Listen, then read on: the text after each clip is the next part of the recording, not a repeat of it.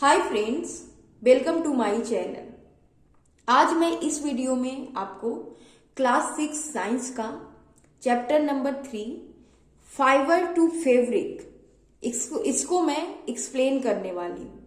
तो इस वीडियो को लास्ट तक जरूर देखें ताकि आपको अच्छे से सारी चीजें क्लियर हो।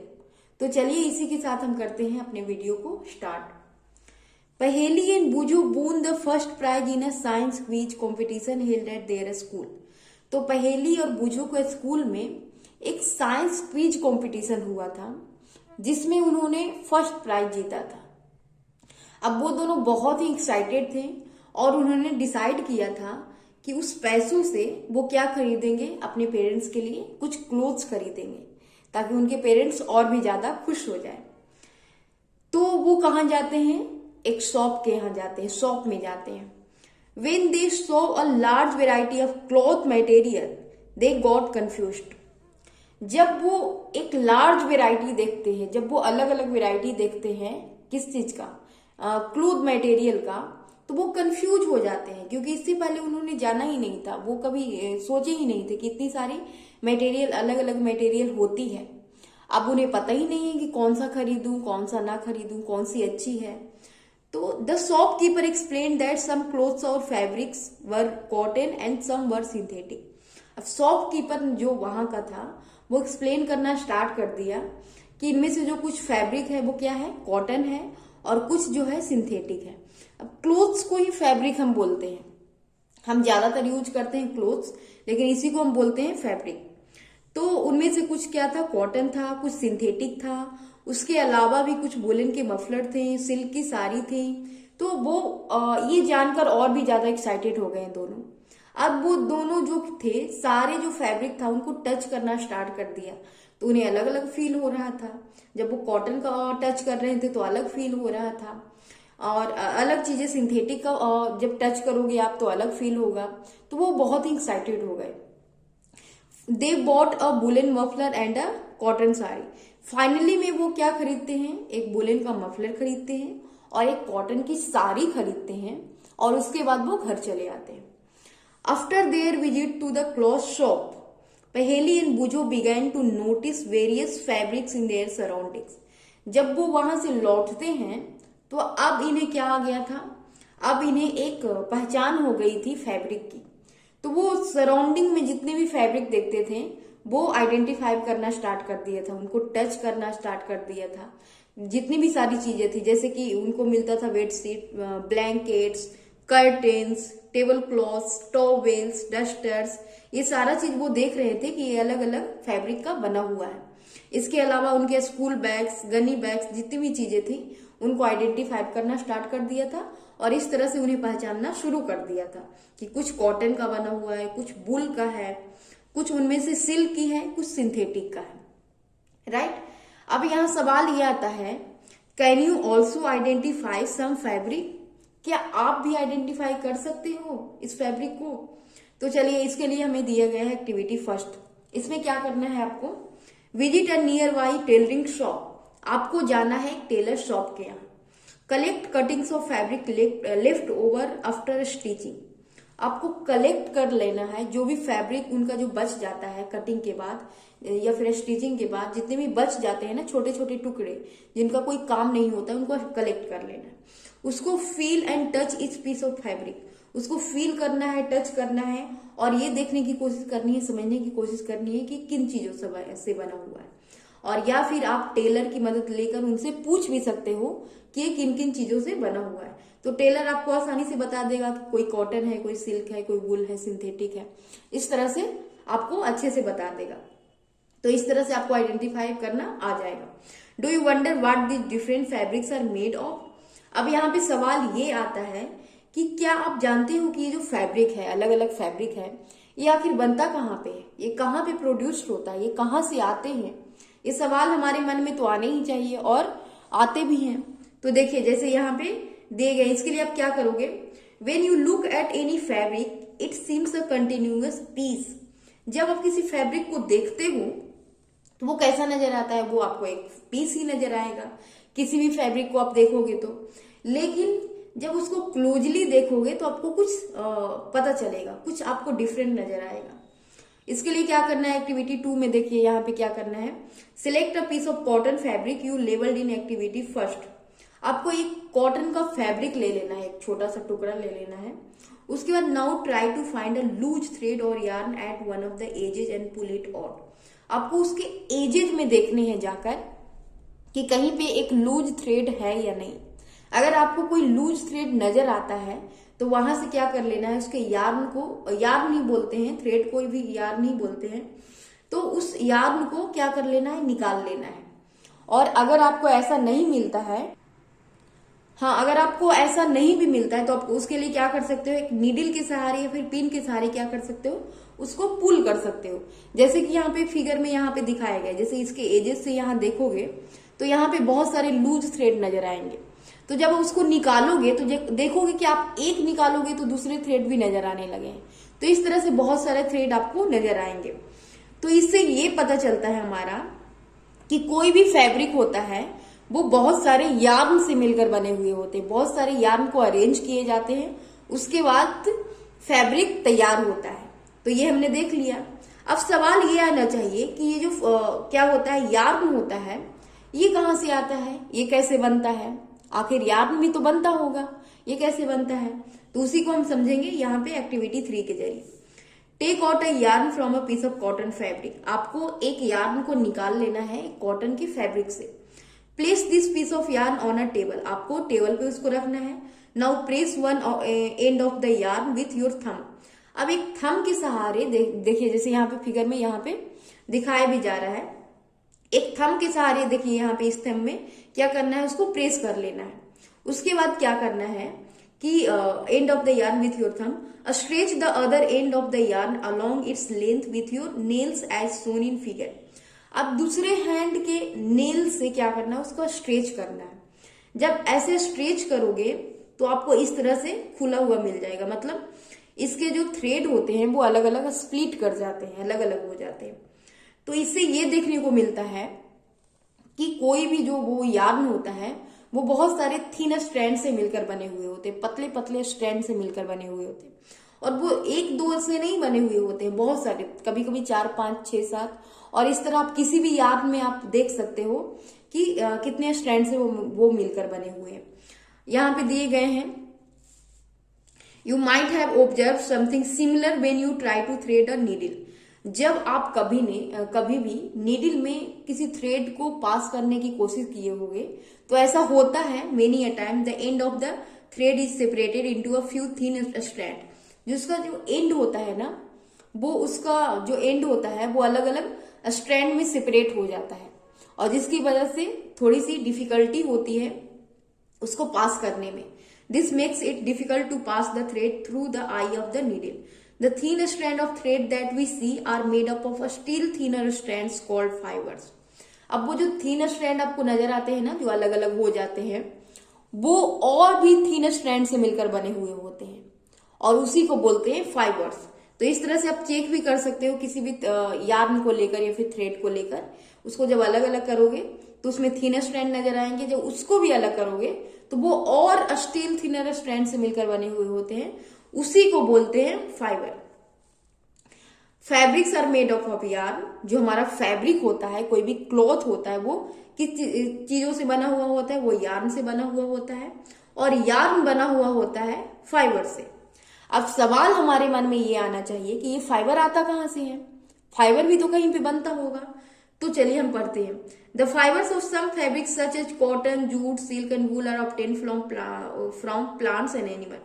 ये सारे जो चीज होते हैं ना, कॉटन, जूट, सिल्क और वूल, वो हमें प्लांट्स और एनिमल से मिलता है, जिसे हम बोलते हैं नेचुरल फाइबर्स। क्योंकि ये नेचुरल होते हैं इसलिए हम बोलते हैं natural fibres. Cotton and jute are examples of fibre obtained from plants. Cotton और जूट जो होता है वो हमें प्लांट से मिल जाता है। वूल और silk fibres are obtained from animal. Wool और सिल्क जो होता है वो हमें एनिमल से मिल जाता है। Wool is obtained from the fleece of sheep, goat. Wool जो होता है वो हमें शीप और गोट के फ्लीस से मिल जाता है, उसके बॉडी पे जितने भी रेशे होते हैं उससे मिल जाते हैं। उसके बाद it is also obtain from the hair of rabbits, yak and camels. ये रैबिट के हेयर से, याक के हेयर से और कैमल के हेयर से भी मिलते हैं, इसको बनाए जाते हैं। उसके बाद silk fibre is drawn from the cocoon of silk worm. जो सिल्क होता है ना, वो एक सिल्क वॉर्म कीड़ा होता है, उसके कोकून से सिल्क फाइबर जो होते हैं वो हमें मिलते हैं। For thousands of years, natural fibers were the only one available for making fabrics. हजारों साल पहले क्या होता था कि लोग सिर्फ और सिर्फ जो फैब्रिक यूज करते थे वो सिर्फ और सिर्फ नेचुरल होता था। लेकिन कुछ सालों से क्या होने लगा है कि लोग केमिकल का यूज करके भी फैब्रिक को बनाने लगे। हाँ, तो अब क्या होने लगा है कुछ सालों से कि लोग केमिकल का यूज करके वो फैब्रिक बनाते हैं, जिसे बोला जाता है सिंथेटिक फाइबर। ये नेचुरल नहीं होते हैं, इसलिए इसको सिंथेटिक बोलते हैं। और ये इसीलिए ना तो प्लांट से मिलते हैं ना ही हमें एनिमल से मिलते हैं, right. Some examples of synthetic fibres are polyester, nylon और एक्रिलिक। इसमें से कुछ उदाहरण दिए गए हैं, जैसे पोलिस्टर, नायलॉन और एक्रिलिक जो होता है वो सिंथेटिक होता है। सम प्लांट फाइबर्स, उसके बाद आता है कुछ प्लांट फाइबर के बारे में हम पढ़ेंगे जो हमें प्लांट से मिलते हैं। जैसे कि यहाँ पे दिए गए हैं cotton. Have you ever made wicks of oil lamps.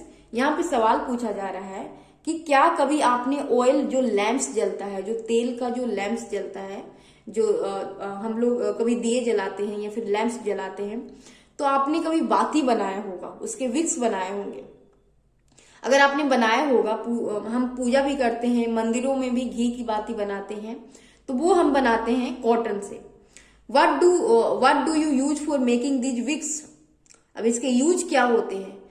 तो इसके यूज होते हैं वो हम क्या बोलते हैं, ऑयल लैम्प्स जलाने में यूज करते हैं। उसके अलावा भी हम मैट्रेस को फील करते हैं, क्वेल्ट्स को फील करते हैं और पिलोज को भी फील करने में ये हमारे काम आते हैं। Take some cotton wool, pull it apart and took at its edges. आपको क्या करना है, एक कॉटन का वूल लेना है, अब उसको अलग करने की कोशिश करनी है।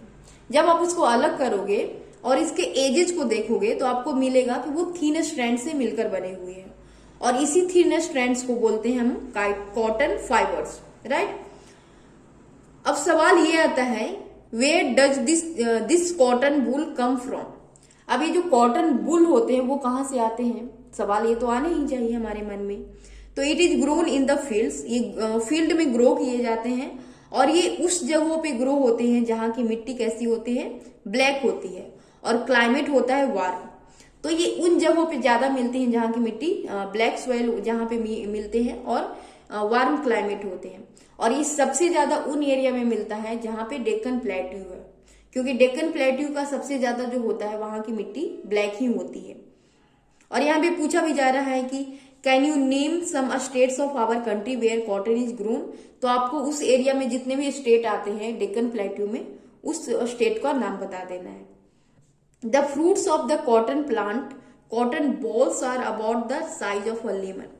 जो उसका फ्रूट होता है ना, जिसको हम कॉटन बॉल्स भी बोलते हैं, वो बिल्कुल लेमन के साइज का होता है, बिल्कुल लेमन जितना होता है। After maturing the balls burst open and the seeds cover with cotton fibres can be seen.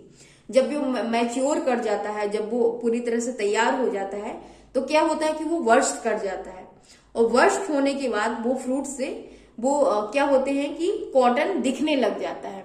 तो इस तरह से, जिस तरह से यहाँ पे पिक्चर में दिखाए गए हैं, इस तरह से व्हाइट व्हाइट दिखने लग जाता है। उसके बाद क्या कर लिए जाते हैं कि उसके बाद इस कॉटन को हैंड से पिक कर लिए जाते हैं। अब यहाँ पे सवाल ये पूछा जा रहा है कि have you ever seen a cotton field that is ready for picking. क्या आपने कभी इस तरह का फील्ड देखा है जो पूरी तरह से तैयार हो गया है? तो आपको इस तरह से फील्ड दिखाई देगी। It looks like a field cover with snow. और ये ऐसा दिखता है ना, जैसे लगता है कि मानो कि वो स्नो से कवर हुआ हो गया है पूरा फील्ड। ऐसे व्हाइट व्हाइट दिख रहा है ना, जैसे लग रहा है कि स्नो ही हो। तो इसी तरह का बिल्कुल वो फील्ड नजर आता है। From these balls cotton is usually picked by hand. अब इस बॉल से क्या किए जाते हैं, कॉटन को हैंड के द्वारा पिक कर लिए जाते हैं। Fibres are then separated from the seeds by combing. और उसके बाद वो जो कॉटन होता है उसके फाइबर से उसके सीड को अलग कर लिए जाते हैं कॉम्बिंग की मदद से। जैसे यहाँ पे पिक्चर में दिखाए जा रहे हैं, यहाँ पे कॉम्ब का ये यूज कर रहा है और इसकी मदद से वो क्या कर रहा है, सीड को अलग कर रहा है। और इसी प्रोसेस को हम बोलते हैं गिनिंग। जो प्रोसेस होता है इस प्रोसेस को हम बोलते हैं ginning. Ginning was traditionally done by hand, these days machines are also used for ginning. पहले लोग क्या करते थे कि जो गिनिंग होता था, ये प्रोसेस वो हैंड से ही हो जाता था, लेकिन अब मशीन का भी यूज होने लगा है। उसके बाद आती है जूट की। Jute fibres is obtained from the stems of the jute plant. जो जूट फाइबर होता है वो जूट एक प्लांट होता है, जैसे यहाँ पे दिखाए गए हैं, इसके स्टेम से वो मिलते हैं। It is cultivated during the rainy season. ये रेनिंग सीजन में कल्टिवेट किया जाता है। In India jute is mainly grown in West Bengal, Bihar and Assam. ये वेस्ट बंगाल, बिहार और असम में ग्रो किए जाते हैं। The jute plant is normally harvested when it is at flowering stage. जब ये फ्लोरिंग स्टेज में होता है ना, दैट मीन्स कि इसका जब फ्लावर निकलने वाला होता है तो इसको सिंपली हार्वेस्ट कर लिया जाता है। The stems of the harvested plants are immersed in water for a few days. और उसके बाद इसको कुछ दिनों के लिए पानी में रखा जाता है, पानी में डुबो कर रखा जाता है। जब स्टेम्स इसका रॉट कर जाता है, मतलब उसको सड़ने लग जाता है, तो उसको निकाल कर कुछ दिनों के लिए उसको ड्राई होने के लिए छोड़ दिया जाता है, धूप में या फिर हवा में भी। और उसके बाद उसके फाइबर को सेपरेट कर लिया जाता है हैंड के द्वारा। तो इस तरह हमें मिलता है जूट का फाइबर्स। उसके बाद है to make fabrics, all these fibres are first converted into yarn. अब फैब्रिक बनाने के लिए क्या किया जाता है कि सबसे पहले ये जो फाइबर्स हमें मिलते हैं, कहीं से भी मिले, एनिमल से मिले या फिर प्लांट से मिले या फिर वो सिंथेटिक ही हो, तो सबसे पहले उसको क्या किया जाता है, यार्न में कन्वर्ट किया जाता है। यार्न जिसको बोलते हैं थ्रेड भी। लेकिन हाउ इट इज डन, ये कैसे होता है, तो चलिए हम इसको समझेंगे एक एक्टिविटी के जरिए। Hold some cotton wool in one hand. आपको क्या करना है, एक हाथ में कॉटन वूल को लेना है। Pinch some cotton between the thumb and forefinger of the other hand. उसके बाद दूसरे हाथ से क्या करने हैं कि उसको पिंच करते हुए जाना है। पिंच जब करोगे थंब और फोर फिंगर की मदद से, तो आपको इस तरह से वो उसको निकालते जाना है। जैसे यहाँ पे फिगर में दिखाया भी गया है, जैसे आप देख सकते हो, अगर आपको दिख रहा हो तो। Now gently start pulling out the cotton while continuously twisting the fibres. अब उसको क्या करना है कि पुल आउट करते जाना है धीरे धीरे। उसको एक हाथ से आपको पकड़ लेना है, जैसे एक हाथ से ये पकड़ लिया है, दूसरे हाथ से इसको क्या कर रहा है, पुल करते हुए जा रहा है। उसके साथ ही उसको ट्विस्ट करते हुए जाना है, मतलब उसको मोड़ते हुए जाना है। जब आप इस तरह से करोगे तो आपका यार्न तैयार हो जाएगा। और ये चीजें आप घर पे जरूर करो, ताकि आपको भी पता चले कि ये आखिर होता कैसे है। जब आप करोगे तभी आपको ज्यादा अच्छे से समझ में आएगा। The process of making yarn from fibres is called spinning. और इस प्रोसेस को बोलते हैं स्पिनिंग। जिस प्रोसेस से यार्न में फैब्रिक से यार्न में हम जिस प्रोसेस से हम फाइबर्स को यार्न में कन्वर्ट करते हैं, उस प्रोसेस को हम बोलते हैं spinning. In this process fibres from a mass of cotton wool are drawn out and twisted. इस प्रोसेस में क्या होता है, फाइबर्स को कॉटन वूल से क्या किया जाता है, उसको खींचा जाता है और फिर ट्विस्ट किया जाता है। जैसे यहाँ पे एक डिवाइस दिया गया है, इसको बोलते हैं टकली या फिर हैंड स्पिंडल बोलते हैं। इसकी मदद से ये चीज किया जाता है। जैसे बहुत सारा फाइबर्स होगा तो उससे हमें यार्न बनाना हो तो इस तरह से इस डिवाइस से यूज किए जाते हैं। अनदर डिवाइस होता है चरखा, जो यहाँ पे दिखाए गए हैं। और ये सबसे ज्यादा पॉपुलर हुआ था महात्मा गांधी के टाइम में। इन्होंने पॉपुलर किया था जब वो इंडिपेंडेंस मूवमेंट चलाए थे। उन्होंने मूवमेंट चलाया था जिसमें उन्होंने क्या किया था कि जितने भी ब्रिटेन से आने वाली चीजें हैं, फैब्रिक है, उसको अवॉइड करना शुरू कर दिया था। और लोगों को भी सिखाया था कि हमें इसको अवॉइड करना चाहिए और हमें अपना होममेड जितने भी फैब्रिक है उसको यूज करना चाहिए। तो उन्होंने खुद से ये चरखा चलाना स्टार्ट किया था और इससे उन्होंने ये चीज बनाना, यार्न में कन्वर्ट करना शुरू किया था। Spinning of yarn on a large scale is done with the help of spinning machine. ये आजकल क्या होता है कि जो बड़ी बड़ी फैक्ट्रियों में यार्न तैयार किए जाते हैं वो स्पिनिंग मशीन से तैयार किए जाते हैं। अब पहले वाली बात नहीं रही कि वो छोटी मोटी चीजें होती थी। जो लार्ज स्केल पे चीजें होती है तो वो मशीन से होती है। After spinning yarns are used for making fabrics. उसके बाद उस यार्न को यूज किए जाते हैं फैब्रिक को बनाने में। हमारा है यार्न टू फैब्रिक। अब यार्न से फैब्रिक में कैसे कन्वर्ट करते हैं ये हम सीखने वाले हैं। There are many ways by which fabrics are made from yarn. बहुत से तरीके हैं, लेकिन उनमें से यहाँ पे 2 तरीके दिए गए हैं, एक है वीविंग और नीटिंग। वीविंग क्या होता है? In activity 2 you might have noticed that a fabric is made up of 2 sets of yarn arrange together. जब आपने एक्टिविटी 2 किया था तो आपको याद होगा, ध्यान से अगर आपने किया होगा या फिर करोगे तो आपको याद होगा कि उसमें क्या होता है कि जब आपने लूज थ्रेड को निकालना शुरू किया था तो आपने ध्यान से जब देखा होगा तो देखा होगा कि 2 सेट्स ऑफ यार्न होते हैं जो अरेंज किए हुए रहते हैं। इसमें वीविंग में क्या होते हैं कि एक हॉरिजॉन्टल होता है और एक वर्टिकल होता है।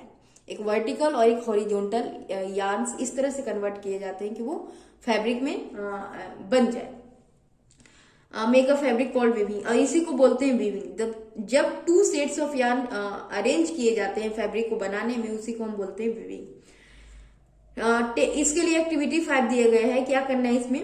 Take 2 sheets of paper of different colour. आपको 2 अलग अलग डिफरेंट कलर के शीट्स ऑफ पेपर लेने हैं। उसको करना है स्क्वायर साइज में, उसको क्या करना है? कट करना है, जो दोनों हो 30 सेंटीमीटर लेंथ और 30 सेंटीमीटर विड्थ का हो। Now fold both the sheets into half. अब दोनों पेपर को क्या कर देना है? हाफ में उसको फोल्ड कर देना है, जैसे कि यहाँ पे फिगर में दिखाए भी गए हैं। नेक्स्ट पेज में देखिए यहाँ पे दिखाए गए हैं कि इसको फोल्ड कर लिया गया है। अब फोल्ड करने के बाद, दोनों को हाफ से फोल्ड करने के बाद इसमें लाइन खींचने हैं। एक में आपको लाइन खींचना है वर्टिकल, इस तरह से वर्टिकल लाइन खींच लोगे, दूसरे में हॉरिजॉन्टल लाइन खींच लोगे। अब इसको करने के बाद क्या करना है? जिसमें आपने वर्टिकल लाइन खींचा इसको इस तरह से कट कर लोगे। कट करने के बाद ये अलग अलग बिल्कुल हो जाएगा, और ये जो वर्टिकल लाइन आपने खींचा है, जो हॉरिजॉन्टल लाइन जिसमें खींचा है, उसको एजेस को छोड़कर यहां से आपको कट करना है और इस तरह से सारे को कट कर लेना है। कट करने के बाद आपको इस तरह से तैयार मिलेगा कि एक जिसको आपने कट किया था, ये जैसे ग्रीन वाला इसको कट किया था, तो ये एक साथ रहेगा, क्योंकि इसके एजेस को छोड़ देना है ताकि वो अलग ना हो, सेपरेट ना हो बिल्कुल पूरी तरह से।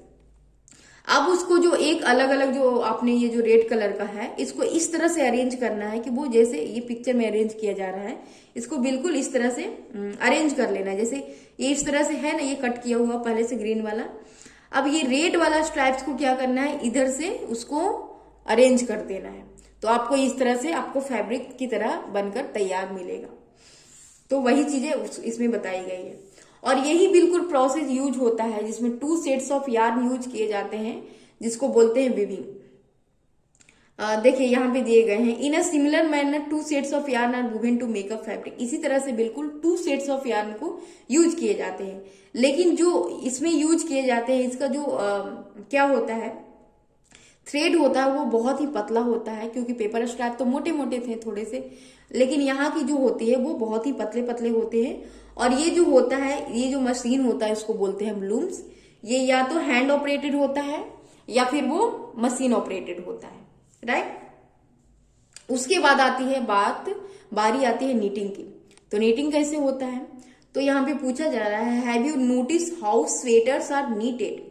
तो आपने ये जरूर देखा होगा कहीं ना कहीं पे कि आपका जो स्वेटर होता है वो किस तरह से नीट किया जा रहा है। कभी कभी आपकी मम्मी या फिर आपकी दादी इस तरह से, जैसे यहाँ पे फिगर पे दिखाए गए हैं, इस तरह से आपने कहीं पे भी जरूर देखा होगा कि स्वेटर को बुनते हैं।